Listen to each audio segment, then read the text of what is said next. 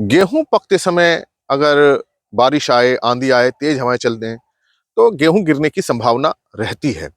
और उत्तरी भारत के मैदानी क्षेत्रों में मार्च के महीने में वेस्टर्न डिस्टर्बेंस होते हैं, पश्चिमी विक्षोभ की वजह से बारिश होती है, तेज हवाएं चलती हैं और इस समय गेहूं पकने की अवस्था पे होता है, बालियां भारी हो जाती हैं और ये गेहूं का गिरना एक आम समस्या हो जाती है। तो जैसा आप देख रहे हैं, कहीं यहाँ इस खेत में कम गिरा है, दूसरे खेत में ज्यादा गिरा है, तो कहीं ज्यादा गिरता है, कहीं कम गिरता है। तो हम शुरू से ऐसा प्रयास हमें करना चाहिए कि हमारे पौधे मजबूत रहें।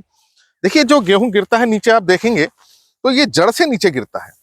ऐसा नहीं कि ये बिल्कुल ऐसे टूट गया हो, ऐसे ये तो बहुत ओला गिरने पे होगा।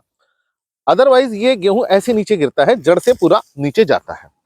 तो इसमें दो चीजें बड़ी महत्वपूर्ण है। एक तो जब ये बाल बन रही है, भारी हो रही है, तो ये भार बहुत ज्यादा हो रहा है और जो जड़ें हैं नीचे से वो उसको सपोर्ट नहीं कर पा रही हैं, वो उसको पकड़ नहीं पा रही हैं मिट्टी में सही ढंग से। तो उससे ये जड़ें देखिए बहुत ज्यादा गहरी नहीं गई हैं।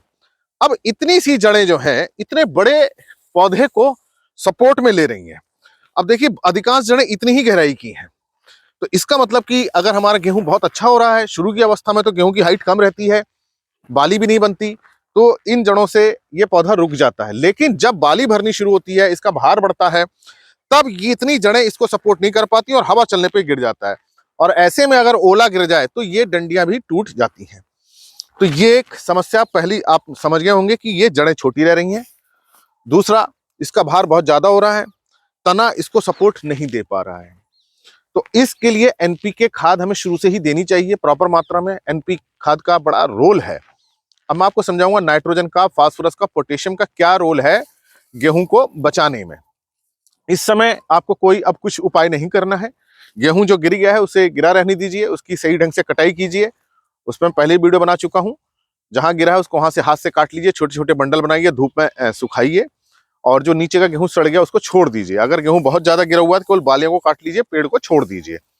इस पे 2-3 वीडियो बने हुए हैं, आप उन वीडियो को देखिए। अब आपको कुछ नहीं करना है, लेकिन अगले साल के लिए आपको अपनी तैयारी इस तरह से करनी है कि इस तरह की जो हवाएं चलती हैं, आंधी होती हैं, तो आएंगी ही। तो इससे हम अपने गेहूं का बचाव कैसे करें? तो देखिए, सबसे महत्वपूर्ण है हमारी जड़ों का विकास होना। अगर हमारी जड़ें छोटी रहेंगी तो इस पौधे को कभी भी सपोर्ट नहीं कर पाएंगी। अब जड़ें कैसे बढ़ेंगी? जड़ों को बढ़ने के लिए चाहिए फास्फोरस खाद। तो फास्फोरस खाद हमें पूरी मात्रा में देनी चाहिए। तो एनपीके खाद कितनी देनी चाहिए गेहूं में बुआई के समय, इस पे पहले वीडियो में बना चुका हूं। तो ये फास्फोरस खाद देनी बहुत जरूरी है और पूरी की पूरी फास्फोरस खाद हमको बुआई के समय देनी चाहिए। तो ये बहुत महत्वपूर्ण विषय है फास्फोरस का, क्योंकि बिना फास्फोरस के जड़ें कमजोर रहती हैं। तो फास्फोरस खाद बड़ा महत्वपूर्ण रोल निभाती है जड़ों की वृद्धि में। खेत हमारा अच्छा तैयार होना चाहिए ताकि जड़ें नीचे जाएं।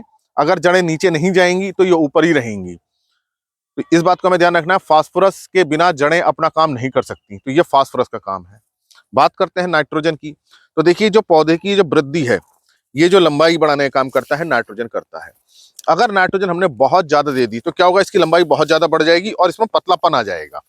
तो नाइट्रोजन क्या करेगा? लंबाई तो बढ़ा देगा, इसको बड़ा लंबा करेगा, लेकिन इसमें पतलापन आएगा। तो जब पतलापन आएगा तो इसकी सपोर्ट करने की ताकत कम हो जाएगी। तो नाइट्रोजन भी हमें बैलेंस मात्रा में देना चाहिए। अगर नाइट्रोजन हम कम देते हैं तो पौधा छोटा रह जाता है, बाली छोटी रह जाती है, हमें अच्छी उपज नहीं मिलती। नाइट्रोजन हम बहुत ज्यादा देते हैं तो इसमें पतलापन आ जाता है और पतलापन होने की वजह से लंबाई बहुत ज्यादा बढ़ती है और ये वेट के साथ नीचे गिर जाती है। ये तो है नाइट्रोजन का रूल। अब बात करें अगर हम पोटेशियम, पोटेशियम क्या काम करता है? देखिए, पोटेशियम जो है वो एंजाइमेटिक एक्टिविटी को बढ़ाता है। किसी भी पोषक तत्व का जो काम होता है वो एंजाइम की सहायता से होता है और इन एंजाइम की एक्टिविटी को पोटेशियम बढ़ाता है। तो पोटेशियम की सहायता से ही फास्फोरस अपना काम करता है, पोटेशियम की सहायता से नाइट्रोजन काम करता है, पोटेशियम की सहायता से दूसरे तत्व काम करते हैं। अगर पोटेशियम की कमी रहेगी तो नाइट्रोजन फास्फोरस अपना काम सही ढंग से नहीं कर पाएंगे, फास्फोरस अपना काम सही ढंग से नहीं कर पाएगा। अगर हमने फास्फोरस तो पूरा दिया लेकिन पोटेशियम नहीं दिया तो उसका जड़ों पे कोई असर नजर नहीं आएगा, क्योंकि फास्फोरस अपना काम बिना पोटेशियम के नहीं कर पाएगा। तो कोई भी न्यूट्रेंट है वो एंजाइम की सहायता से काम करता है और एंजाइम को पोटेशियम चाहिए। तो ये पोटेशियम काम रहता है। दूसरा, पोटेशियम हार्डी बनाता है, पौधे को मजबूत करता है। इसकी जो एपिडर्मिस है, इसका जो तना है, इसमें मजबूती लाता है पोटेशियम। इसके अंदर जो इसके अंदर फोटोसिंथेसिस बने उसको एक जगह से दूसरे ले जाने का काम करता है। पौधे के अंदर जो मजबूती आती है वो पोटेशियम से आती है। कीटों को सहन करने की क्षमता, रोग को सहन करने की क्षमता, कम नमी को सहन करने की क्षमता, ये पोटेशियम से आती है। अधिक तापमान को सहन करने की क्षमता पोटेशियम से आती है। तो टोटल ओवरऑल जो ग्रोथ है वो पोटेशियम करता है। तो अगर पोटेशियम की कमी रहेगी तो कोई भी तत्व सही ढंग से काम नहीं कर पाएगा, तो उस कारण से पौधा कमजोर रहेगा। तो इसलिए हमको नाइट्रोजन, फास्फोरस, पोटेशियम बुआई के समय सही मात्रा में हमको देना चाहिए। अगर एनपीके की कमी रहती है तो ये समस्या आती है। खासतौर से नाइट्रोजन अगर आपने ज्यादा दे दिया, यूरिया अगर आपने ज्यादा दे दिया, तो यूरिया से पौधे की जो कोमलता बढ़ती है, सकुलेंसी जिसे हम कहते हैं, और इसकी मोटाई कम हो जाती है। तो जब मोटाई कम रहेगी तो ये नीचे गिरेगा, और नाइट्रोजन की कमी रहेगी तो ये पौधा सही बढ़वार नहीं ले पाएगा।